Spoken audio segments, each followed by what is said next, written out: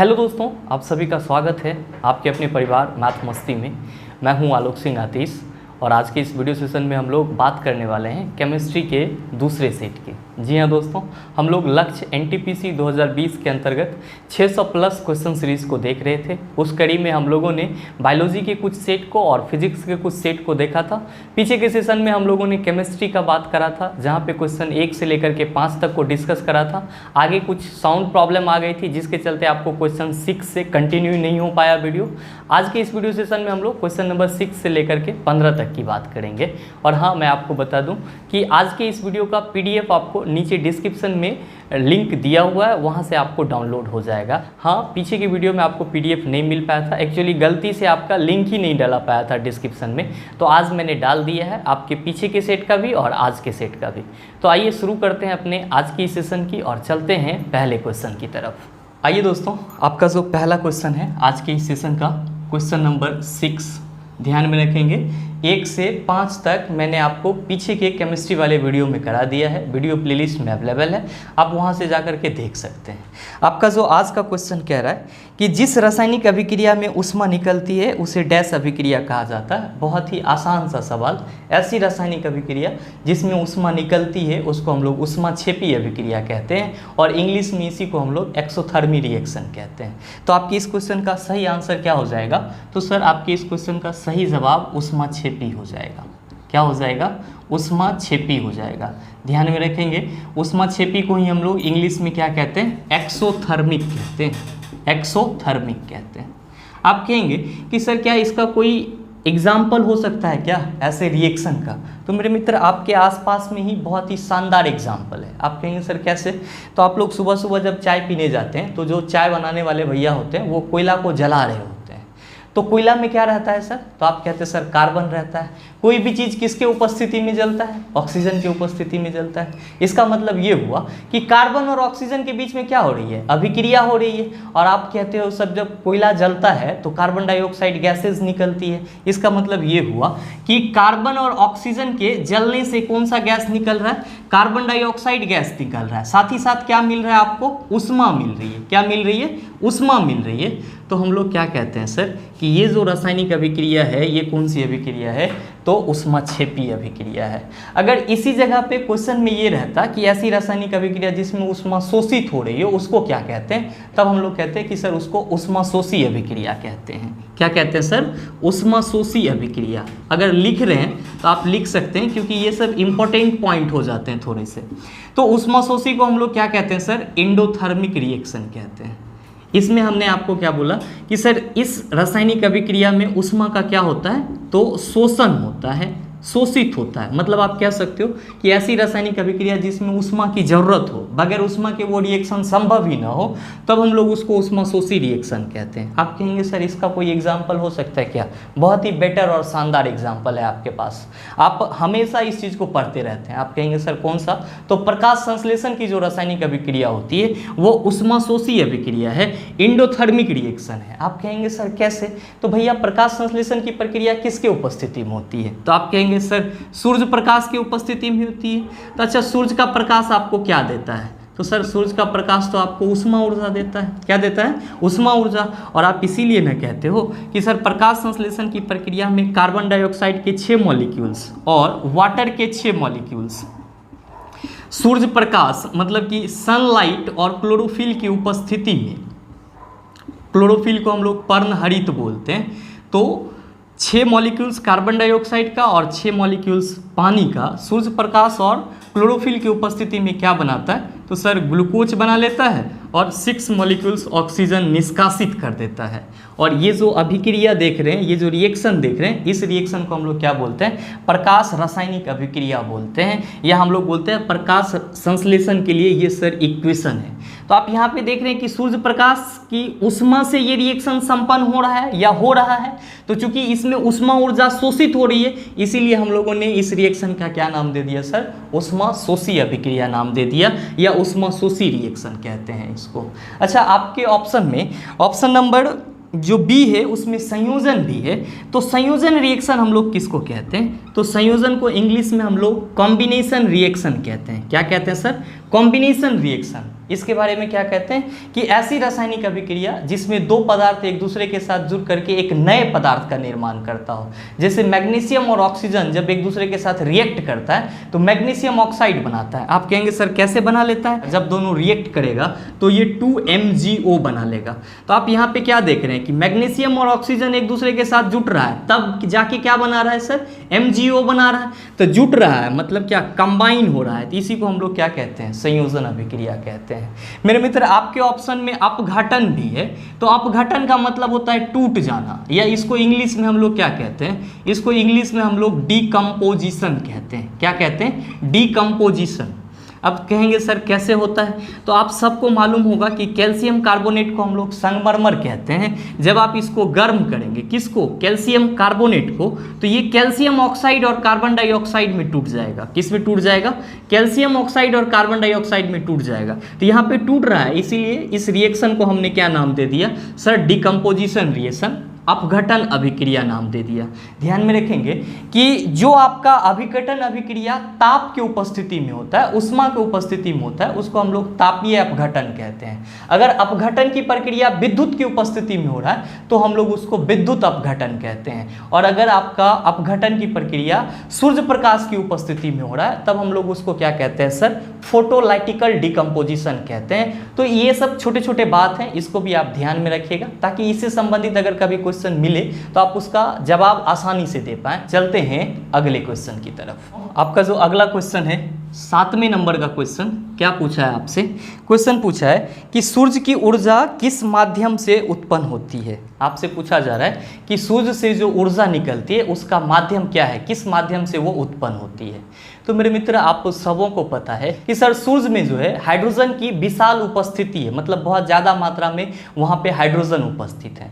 तो होता क्या है सर कि सूर्य के कोर का तापमान बहुत ज़्यादा होता है। आप कहिएगा सर सूर्य के कोर कहाँ पे होता है सर? तो यहाँ का जो सूर्य का सबसे बीच वाला मध्य वाला पार्ट होता है ना, इसको हम लोग क्या कहते हैं सर? सूर्य का कोर कहते हैं। ये वाला जो पार्ट आप यहाँ पे देख रहे हैं ना, इसको हम लोग क्या कहते हैं? सूर्य का कोर कहते हैं। ठीक है सर। और ध्यान में रखेंगे कि यहाँ पे क्या होता है कि बहुत ही ज़्यादा टेम्परेचर होता है, अत्यधिक ताप होता है, साथ ही साथ यहाँ पे दाब भी बहुत ज़्यादा होता है। साथ ही साथ क्या होता है सर?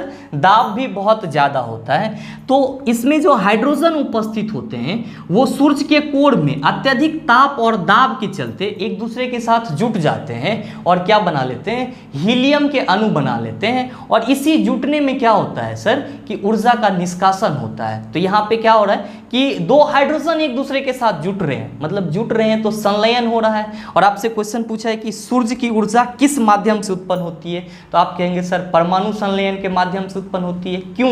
क्योंकि सूर्य हाइड्रोजन का एक विशाल भंडार है और इसके कोर में अत्यधिक ताप और दाब के चलते हाइड्रोजन क्या होते हैं? आपस में जुट जाते हैं और हीलियम के अणु बना लेते हैं। और इसी हाइड्रोजन के जुटने में क्या होता है सर? ऊर्जा का निष्कासन होता है और यहाँ पे जुटना को हम लोग संलयन कहते हैं। इसीलिए आपके इस क्वेश्चन का सही आंसर क्या हो जाएगा?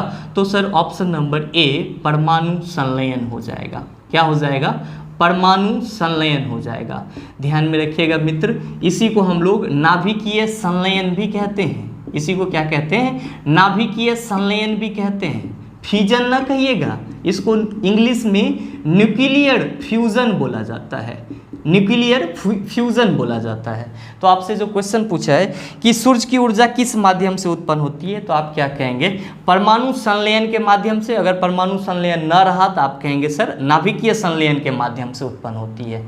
ध्यान में रखेंगे कि ये नाभिकीय संलयन होता कैसे है। हम लोग इसको रट लेते हैं, पढ़ लेते हैं कि सूर्य का जो ऊर्जा का माध्यम है वो परमाणु का संलयन है या नाभिक का संलयन है, लेकिन वास्तव में ये न्यूक्लियर फ्यूजन है क्या? हाइड्रोजन के दो परमाणु कैसे आपस में जुड़ते हैं? मेरे मित्र इसको थोड़ा सा समझने का कोशिश करते हैं। जब सूर्य के कोर में हम लोग नाभिकीय संलयन की बात करते हैं, न्यूक्लियर फ्यूजन की बात करते हैं, तो क्या कहते हैं कि सर हाइड्रोजन के 3 समस्थानिक होते हैं, H11, H12 और H13।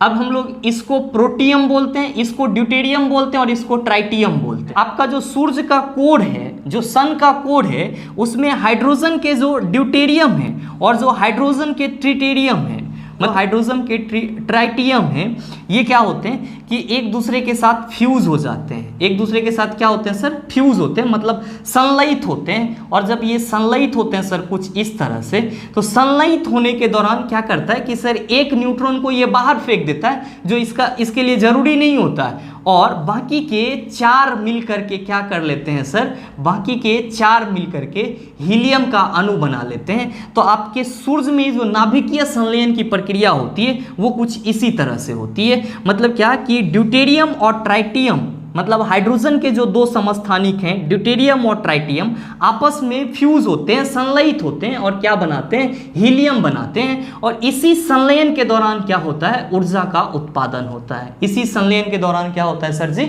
ऊर्जा का उत्पादन होता है। और इस प्रक्रिया को हम लोग, चूंकि ये सन के नाभिक में हो रहा है, कोर एक तरह से इसके बीच में होता है, तो हम लोग क्या नाम दे देते हैं सर? नाभिकीय संलयन नाम दे देते हैं। अब देखिए कि आपका अगला है सौर ऊर्जा। तो सौर ऊर्जा को नाभिकीय संलयन से कनेक्ट मत कीजिएगा। सूर्य से जो ऊर्जा प्राप्त होती है उसको हम लोग सौर ऊर्जा कहते हैं। और आपका फिर अगला ऑप्शन है उष्मा विद्युत। अगर ताप विद्युत रहता तो हम लोग थर्मल पावर इलेक्ट्रिसिटी कहते, लेकिन यहाँ पे उष्मा विद्युत का कोई मायने नहीं है।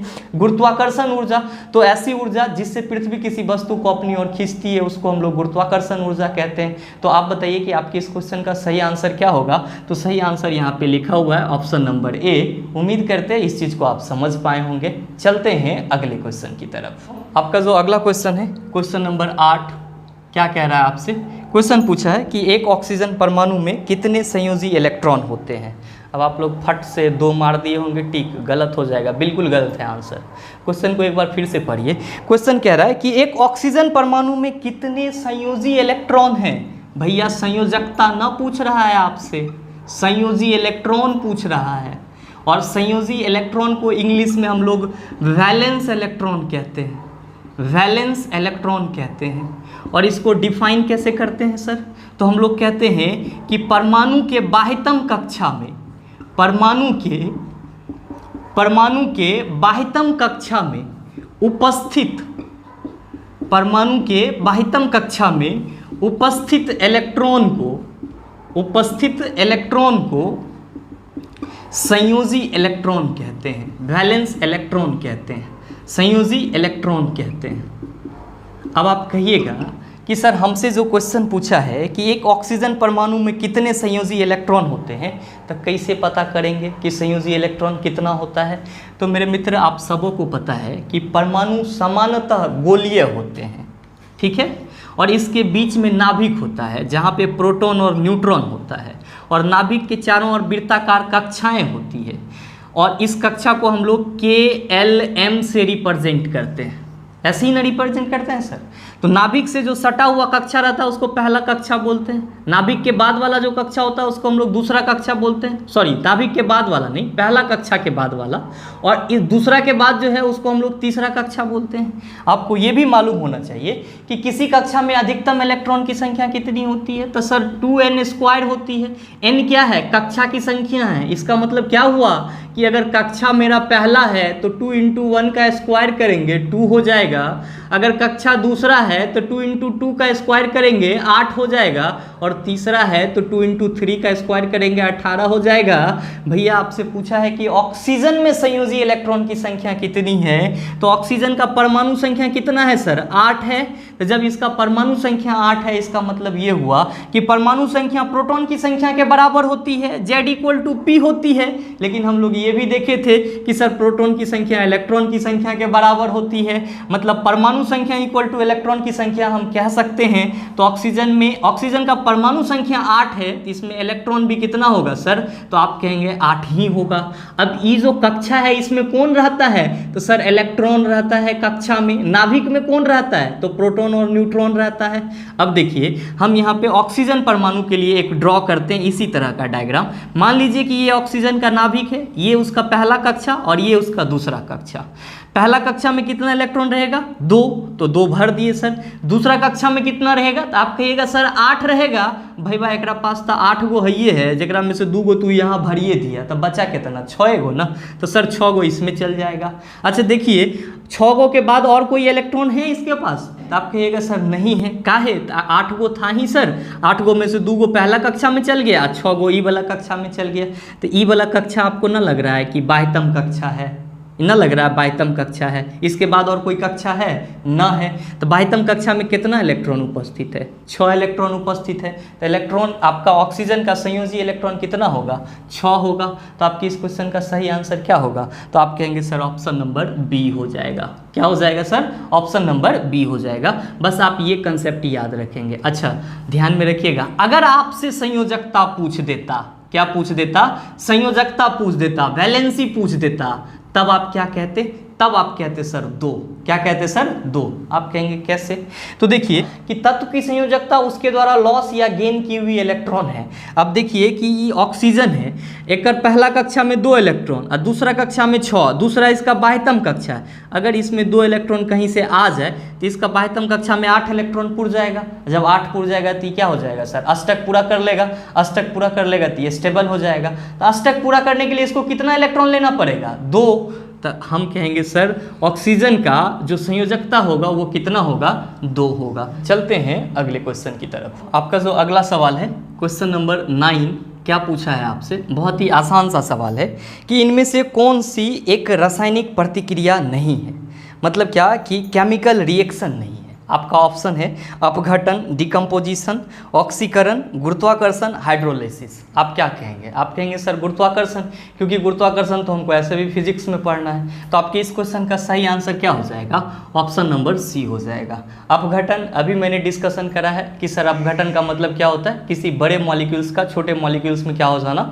टूट जाना। ऑक्सीकरण का यहाँ पे मतलब क्या होता है? तो सर किसी पदार्थ के साथ जब ऑक्सीजन जुड़ जाती है तब इस प्रक्रिया को हम लोग ऑक्सीकरण कहते हैं। और हाइड्रोलिसिस यहाँ पे पूछा है, तो आप इसके बारे में सिर्फ इतना याद रखिएगा कि ये एक ऐसी प्रक्रिया है जिसमें हाइड्रोजन को गेन किया जाता है। मतलब क्या कह सकते हैं कि हाइड्रोजन को प्राप्त करने के लिए जो हम लोग रासायनिक अभिक्रिया करते हैं उसी को हाइड्रोलाइसिस कहते हैं। उम्मीद करते हैं समझ पाए होंगे। चलते हैं अगले क्वेश्चन की तरफ। आपका जो अगला सवाल है क्वेश्चन नंबर 10, क्या पूछा है आपसे? क्वेश्चन पूछा है कि इनमें से कौन सा रासायनिक परिवर्तन का एक उदाहरण है? मित्रों आप सभी समझ रहे हैं रासायनिक परिवर्तन और भौतिक परिवर्तन क्या होता है। रासायनिक परिवर्तन का मतलब ये होता है कि ऐसा परिवर्तन जिसमें पदार्थ का जो गुण है वो पूरी तरह से परिवर्तित हो जाए, जबकि भौतिक परिवर्तन में पदार्थ का गुण पूरी तरह से परिवर्तित नहीं होता है। जैसे कि आप किसी रबर को खींच दो तो वो थोड़ा देर के लिए तनेगा, लेकिन आप छोड़ देंगे तो वो फिर उसी सिचुएशन में आ जाएगा। तो रबर का जो इलास्टिसिटी है वो आपके भौतिक परिवर्तन का एक एग्जाम्पल है। दूध से दही का बनना ये रासायनिक परिवर्तन है। क्यों? क्योंकि दही से फिर दूध नहीं प्राप्त हो सकता है, और दूध और दही दोनों का गुण क्या होता है? अलग अलग होता है। तो आपसे जो क्वेश्चन पूछा है कि इनमें से कौन सा रासायनिक परिवर्तन का एक उदाहरण है, आपका ऑप्शन दिया हुआ है ऊर्ध्वपातन। तो मित्र हम लोग केमिस्ट्री में ऊर्ध्वपातन को क्या कहते हैं कि सर ये एक ऐसी प्रक्रिया है जिसमें कोई ठोस पदार्थ बिना द्रव अवस्था में आए हुए क्या होती है सर? गैस अवस्था में चली जाती है। और इस प्रक्रिया का उपयोग हम लोग क्या करते हैं सर? तो पदार्थों को शुद्ध करने के लिए करते हैं, या मिश्रण में अगर अशुद्धि मिल जाती है तो उसको अलग करने के लिए करते हैं। ध्यान में रखिएगा कि कभी कभी आपसे ऊर्ध्वपातन का एग्जाम्पल भी पूछा जाता है, या ऊर्ध्वपातित पदार्थ का एग्जाम्पल पूछा जाता है। तो आप कहिएगा नेप्थिलीन बॉल्स, आयोडीन, कपूर, ये सब क्या है सर? ऊर्ध्वपातित पदार्थ के एग्जाम्पल हैं। तो ऊर्ध्वपातन तो आपका रासायनिक प्रक्रिया है नहीं। अब है नेक्स्ट स्फटिक रूप, क्रिस्टल के जैसा रूप हो जाता है। अच्छा मिश्री खाए हैं कभी? दाना वाला मिश्री ना जब भगवान पर चढ़ता है, ढेला वाला जिसमें बहुत सारा उभर खाबर रहता है, तो उसी को हम लोग क्रिस्टल फॉर्म कहते हैं या स्फटिक रूप कहते हैं। और नेक्स्ट है आपका ऑप्शन नंबर सी निष्क्रियकरण। इसको मित्रों हम लोग न्यूट्रलाइजेशन कहते हैं, और उदासीनीकरण भी कहते हैं इसको हम लोग। निष्क्रियकरण को ही हम लोग क्या कहते हैं सर? उदासीनीकरण कहते हैं। अब ये निष्क्रियकरण या उदासीनीकरण इसको इंग्लिश में क्या कहते हैं? तो बहुत सारे बच्चे इंग्लिश में समझ पा रहे होंगे, इसको हम लोग न्यूट्रलाइजेशन कहते हैं। और जैसे ही मैंने न्यूट्रलाइजेशन का नाम लिया आप सबों के मन में एसिड और बेस वाली बात घूमना शुरू हो गया होगा। जी हाँ बिल्कुल सही जा रहे हैं कि सर उदासीनीकरण अभिक्रिया एक ऐसी अभिक्रिया होती है जिसमें एसिड और बेस मतलब क्या कि अम्ल और भस्म एक दूसरे के साथ जुड़ करके क्या बनाता है? लवण और जल का निर्माण करता है। तो इस अभिक्रिया को हम लोग क्या कहते हैं? उदासीनीकरण अभिक्रिया कहते हैं। आप कहिएगा सर जैसे, कहे कि एग्जाम्पल तो चाहिए सर समझने के लिए, तो हाइड्रोक्लोरिक एसिड को लीजिए ना, सोडियम हाइड्रोक्साइड के साथ अभिक्रिया करवाइए, तो ये क्या होगा? क्लोरीन सोडियम के साथ जुटेगा तो सोडियम क्लोराइड बना लेगा, और ये OH जो है ये H के साथ जुटेगा तो क्या बना लेगा? H2O बना लेगा। तो ये सर आपका क्या है? उदासीनीकरण अभिक्रिया प्रतिक्रिया है। और नेक्स्ट है आपका क्या, आसवन डिस्टिलेशन। तो हम लोग कहते हैं सर आसवन के बारे में कि जब दो मिश्रित द्रवों के उसके क्वथनांक में अंतर होता है और उसको हमको अलग करना होता है, तो किससे करते हैं, आसवन विधि से करते हैं। तो ये भी आपका मिश्रण को सेपरेट करने का एक विधि है। लेकिन क्वेश्चन आपसे पूछा है कि इनमें से कौन सा रासायनिक परिवर्तन का एक उदाहरण है, तो आपका ऊर्ध्वपातन और आसवन ये दोनों मिश्रण के अवयवों को पृथक करने की विधि है, जबकि स्फटिक रूप एक फिजिकल प्रोसेस है और न्यूट्रलाइजेशन रिएक्शन ये एक अभिक्रिया है। तो आपका सही आंसर क्या हो जाएगा, ऑप्शन नंबर सी हो जाएगा। क्या हो जाएगा सर, ऑप्शन नंबर सी। निष्क्रियकरण जो है ये क्या है सर, एक रासायनिक प्रतिक्रिया है। क्या है सर, एक रासायनिक प्रतिक्रिया है। मेरे मित्र एक और खास बात ध्यान में रखेंगे यहाँ पे आसवन के बारे में। आसवन में आपने देखा कि दो मिश्रित द्रव जिसके क्वथनांक में अंतर होता है उसको अलग अलग करते हैं। तो आपसे पूछ देता है कि निम्नलिखित में से प्रभाजी आसवन का यूज किसके लिए करते हैं, फ्रैक्शनल डिस्टिलेशन इसको बोलते हैं। तो जब भी आपसे प्रभाजी आसवन पूछे तो आप ध्यान में रखिएगा हमेशा कि कच्चे तेल से उसके विभिन्न घटकों को अलग करने की जो प्रक्रिया होती है वो कौन सी प्रक्रिया होती है, तो प्रभाजी आसवन प्रक्रिया होती है। फ्रैक्शनल डिस्टिलेशन होती है क्रूड ऑयल से उसके इंपॉर्टेंट कंपोनेंट्स जैसे कि पेट्रोल, डीजल, वैसलीन, इन सबको अलग करने की प्रक्रिया को क्या कहते हैं, प्रभाजी आसवन कहते हैं। और ध्यान में ये भी रखिएगा कि फ्रैक्शनल डिस्टिलेशन में जो लिक्विड होते हैं, जो दो मिश्रित द्रव होते हैं, उनके बॉइलिंग पॉइंट में लगभग में 25 डिग्री सेल्सियस का अंतर होता है। उम्मीद करते हैं इस चीज़ को आप समझ पाए होंगे। चलते हैं अगले क्वेश्चन की तरफ। आपका जो अगला सवाल है क्वेश्चन नंबर 11, क्या पूछा है आपसे, क्वेश्चन बहुत ही आसान है। आपसे पूछा है कि निम्नलिखित में से ऑक्सीकरण प्रतिक्रिया के बारे में क्या सही नहीं है।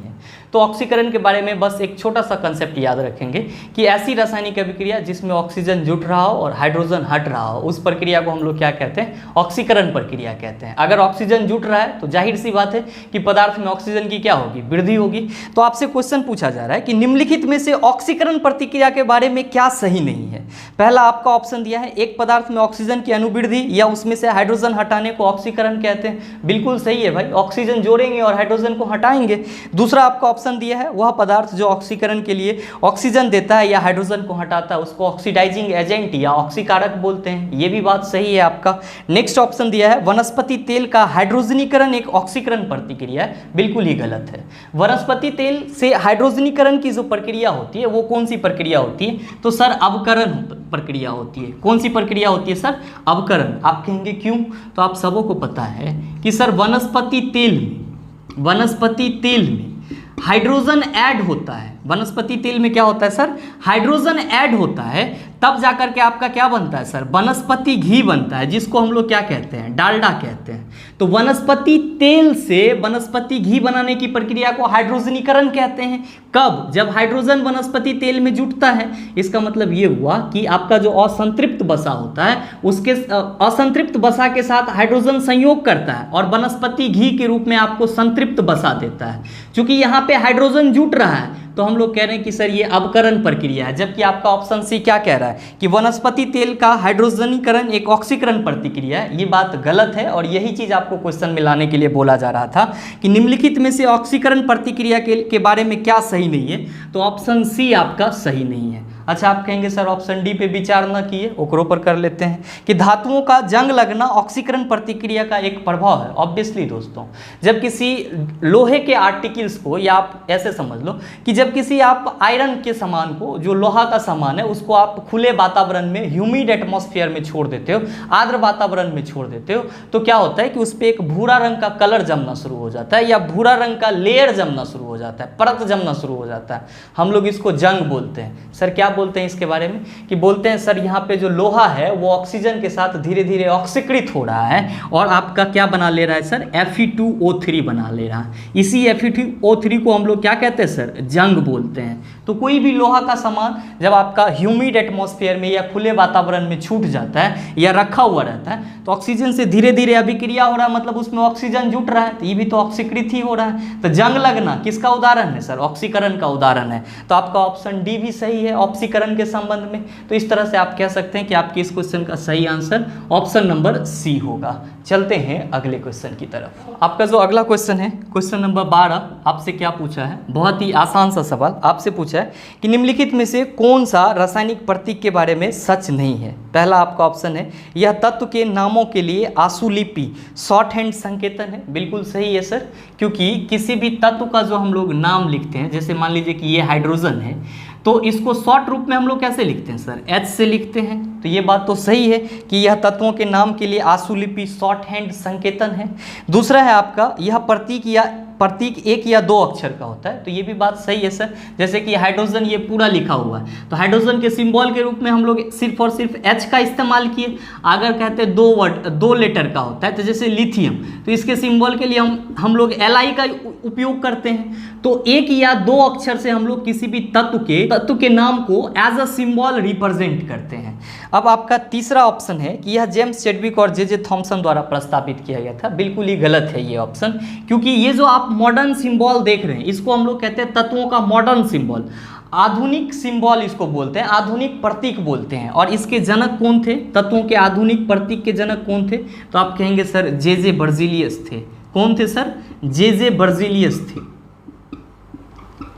और फिर आपका जो चौथा ऑप्शन है आपका कि क्लोरीन के लिए रासायनिक प्रतीक Cl होता है। ये भी बात सही है। आपसे जो क्वेश्चन पूछा है कि निम्नलिखित में से कौन सा रासायनिक प्रतीकों के बारे में सच नहीं है, तो option number C, James Chadwick और जे थॉमसन द्वारा ये प्रस्तावित नहीं किया गया था, ये जे बर्जीलियस के द्वारा प्रस्तावित किया गया था। तो आपके इस क्वेश्चन का सही आंसर क्या हो जाएगा, ऑप्शन नंबर सी हो जाएगा। तो इस चीज़ को ध्यान में रखिएगा। चलते हैं अगले क्वेश्चन की तरफ। आपका जो अगला क्वेश्चन है, क्वेश्चन नंबर 13, बहुत ही आसान सा सवाल। क्वेश्चन आपसे पूछा है ऑक्सीकरण प्रतिक्रिया में निम्नलिखित में से क्या होता है, इलेक्ट्रॉन में वृद्धि, इलेक्ट्रॉन में कमी, प्रोटॉन में वृद्धि, प्रोटॉन में कमी। जब आपसे इलेक्ट्रॉन संकल्पना के आधार पर पूछे, किसके आधार पे सर, इलेक्ट्रॉन कंसेप्ट के आधार पे, कंसेप्ट को ही हम लोग हिंदी में, शुद्ध हिंदी में संकल्पना बोलते हैं। तो इलेक्ट्रॉन कंसेप्ट के अनुसार हम लोग क्या जानते हैं कि सर जो पदार्थ नहीं कहिए सर, जो परमाणु, अणु और आयन, जो परमाणु, अणु और आयन इलेक्ट्रॉन का त्याग करता है, इलेक्ट्रॉन का क्या करता है सर, त्याग करता है। इलेक्ट्रॉन का क्या करता है सर, त्याग करता है। तो हम लोग क्या कह रहे हैं कि सर यहाँ पे ऑक्सीकरण की प्रक्रिया हो रही है। अगर किसी परमाणु, अणु और आयन से इलेक्ट्रॉन का त्याग हो रहा है तो क्या हो रहा है सर, ऑक्सीकरण की प्रक्रिया हो रही है। ऑक्सीकरण को हम लोग क्या कहते हैं, हिंदी में उपचयन कहते हैं। तो आपसे क्वेश्चन क्या पूछा है कि ऑक्सीकरण प्रतिक्रिया में निम्नलिखित में से क्या होता है, तो कह रहा है पहला ऑप्शन इलेक्ट्रॉन में वृद्धि होता है, जबकि हम यहाँ पे कह रहे हैं सर इलेक्ट्रॉन कंसेप्ट कहता है कि जो परमाणु, अणु, आयन इलेक्ट्रॉन का त्याग करता है वहाँ पे क्या होता है सर, ऑक्सीकरण होता है।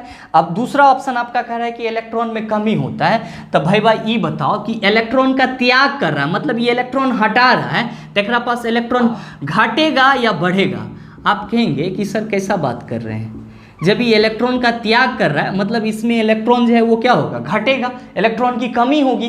तो आपसे क्वेश्चन क्या पूछा जा रहा है कि ऑक्सीकरण प्रतिक्रिया में निम्नलिखित में से क्या होता है, तो ऑप्शन नंबर बी, इलेक्ट्रॉन में कमी होती है। क्यों, क्योंकि ऑक्सीकरण की प्रक्रिया में परमाणु, अणु या आयन क्या करते हैं, इलेक्ट्रॉन का त्याग करते हैं। तो आपकी इस क्वेश्चन का सही आंसर क्या होगा, ऑप्शन नंबर बी हो जाएगा। अच्छा, अवकरण अगर पूछ देता तो क्या कहते हैं, इलेक्ट्रॉन में वृद्धि होगी। अवकरण अगर पूछता तो क्या कहते हैं सर, इलेक्ट्रॉन में वृद्धि होगी। तब कहिएगा सर अवकरण क्या होता है, देख रहे जस्ट उल्टा, क्या कि जो परमाणु, अणु और आयन इलेक्ट्रॉन को क्या करता है, ग्रहण करता है, तो हम लोग कहते हैं वहां पे अवकरण हो रहा है। तो ऑक्सीकरण के जस्ट उल्टा होता है अवकरण। इस चीज को बस ध्यान में रखिएगा। चलते हैं अगले क्वेश्चन की तरफ। आपका जो अगला क्वेश्चन है, क्वेश्चन नंबर 14, आपसे क्या पूछा है, क्वेश्चन 14 पूछा है आपसे कि निम्नलिखित में से कौन सा अंगूर में पाया जाने वाला मुख्य कार्बनिक अम्ल है। अच्छा, कार्बनिक अम्ल किसको बोलते हैं, तो हम लोग कहते हैं कि ऐसा अम्ल जो प्राकृतिक स्रोत से मिलता है उसको हम लोग कार्बनिक अम्ल कहते हैं। जैसे कि आपका सेट्रिक एसिड हो गया, टर्टेरिक एसिड हो गया, मैलिक एसिड हो गया, लैक्टिक एसिड हो गया, फॉर्मिक एसिड हो गया, ये सब क्या है सर, कार्बनिक अम्ल है। आपसे क्वेश्चन पूछा है कि निम्नलिखित में से कौन सा अंगूर में पाया जाने वाला मुख्य कार्बनिक अम्ल है। ऑप्शन दिया हुआ है amino acid, tartaric acid, glycolic acid, succinic acid.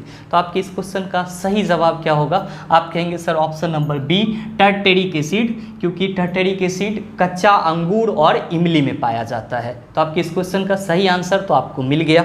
अब है अमीनो एसिड, सर ये किस में पाया जाएगा, तो मेरे मित्र आप सबों को पता है कि अमीनो एसिड जो है वो प्रोटीन के निर्माण में सहायक होता है, आपके बॉडी के लिए ये बहुत ही जरूरी होता है। तो अब ये अमीनो एसिड हमको मिलेगा कहाँ से? तो मेरे मित्र हम सभी कहते हैं कि जो मांस होता है, अंडा होता है, उसमें प्रोटीन की मात्रा क्या होती है सर? ज़्यादा होती है, क्योंकि अमीनो एसिड जो है वो प्रोटीन के निर्माण के लिए जाना जाता है।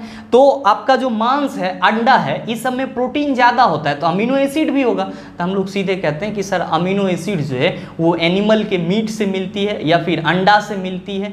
इन सारी चीज़ों से हम लोग को क्या मिलती है? अमीनो एसिड मिलती है। ग्लाइकोलिक एसिड, ग्लाइकोल एसिड आपको गन्ना के रस से मिलती है, या आप इंग्लिश में कह सकते हो कि सर ग्लाइकोल एसिड जो है वो शुगर केन से मिलती है, गन्ना से मिलती है। अच्छा, ध्यान में रखेंगे कि ग्लाइकोलिक एसिड को ही हम लोग AHA कहते हैं। क्या कहते हैं सर? AHA कहते हैं। मतलब क्या कि अल्फा हाइड्रोक्सी एसिड कहते हैं, अल्फा हाइड्रोक्सी एसिड कहते हैं। किसको कहते हैं सर?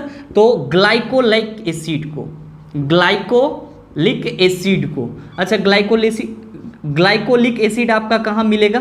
तो सर शुगर केन में, गन्ना में मिलेगा। इस चीज़ को आप ध्यान में रखेंगे।